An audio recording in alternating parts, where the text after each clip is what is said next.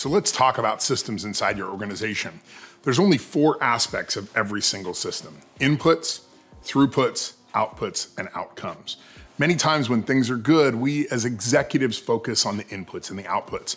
We know exactly how many orders we've taken in or how many customers have been to our website. We know about our web traffic and our conversion rates. We also know how much we output. We know how many products we shipped.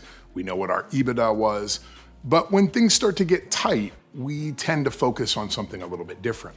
One of those is outcomes. How does the product or service affect your end customer? Do they come back and revisit later on and purchase more things? Do they have an ongoing relationship with you, or are they just one and done? But the most important part, where most money gets lost inside businesses, is in the throughput aspect. The throughput is how the sausage is made. It's taking all of the inputs of your organization, running them through the systems and process inside your company, and then coming up with the outputs. Many times we don't focus a lot of attention on throughputs, but it is the one place where most of our money is lost. Back in the 1940s, a guy named Edward Deming worked inside the manufacturing systems here in the United States. He helped show American manufacturers how to be very, very lean and efficient.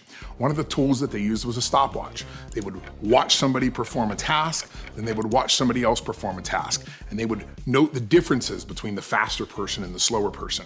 And they would optimize the production lines of facilities based upon who could do the work the quickest, the most efficient, and the highest quality.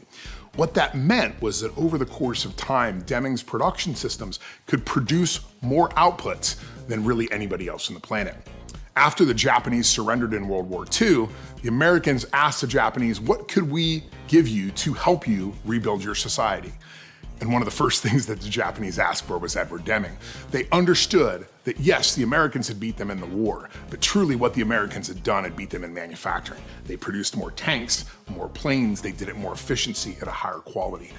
That's why it's important for us to focus on the throughputs of our business, to get down into the weeds, talk to the employees, see the processes they're doing on a daily basis, time those things, determine if it's the right amount of time being spent on them, figure out how to automate those things, figure out how to outsource them, figure out how to abbreviate them in order to make the system better and faster. That's how you perform in a downturn. Those are the things you have to focus your attention on, because when you do, it's going to make you more and more profitable.